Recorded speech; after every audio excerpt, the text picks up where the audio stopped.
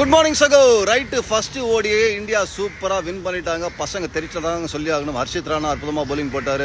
அதுக்கப்புறம் ஜடேஜா அட்டகாசமான பவுலிங் போட்டார். ஸ்ரேயா ஷேர் பின்னி படல் எடுத்துட்டாரு. அதுக்கப்புறம் நீங்கள் பார்த்தீங்கன்னா ஐயோ சுப்மன் கில் பேர் விட்டாங்க. சுப்மன் கில் அட்டகாசமாக பேட்டிங் ஆனார், எல்லாம் பண்ணாங்க. எனக்கு பின்னாடி என்ன ஒரு பியூட்டிஃபுல்லான விஷயம் தெரியுதுன்னு பார்த்தீங்கன்னா, gateway of India 1911 king George வேயும் குயின் மேரியும் இந்த பக்கம் அரபிக் கடலோரம் ஜாலியாக வந்தபோது அவங்கள வரவேற்கிறதுக்காக ஆங்கிலேயர்களால் கட்டப்பட்ட ஒரு அழகான ஒரு மண்டபம்.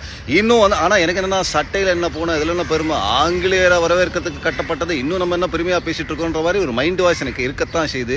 இருந்தாலும் உங்களுக்கும் அதை பற்றி காமிக்கலாம்னு சொல்லி தான் இந்த வீடியோவில் பண்ணியிருக்கேன். ஆனால் முக்கியமான விஷயங்க, சாம்பியன்ஸ் டிராஃபிக்கு கேட்டாக இருக்கிற இந்த ஓடிஐ டிராஃபியை அழகாக அந்த கேட்டை திறந்து இந்தியா கெத்தாக சாம்பியன்ஸ் டிராஃபிக்குள்ளே போகணும். ரொம்ப ரொம்ப முக்கியமான ஒரு விஷயம்.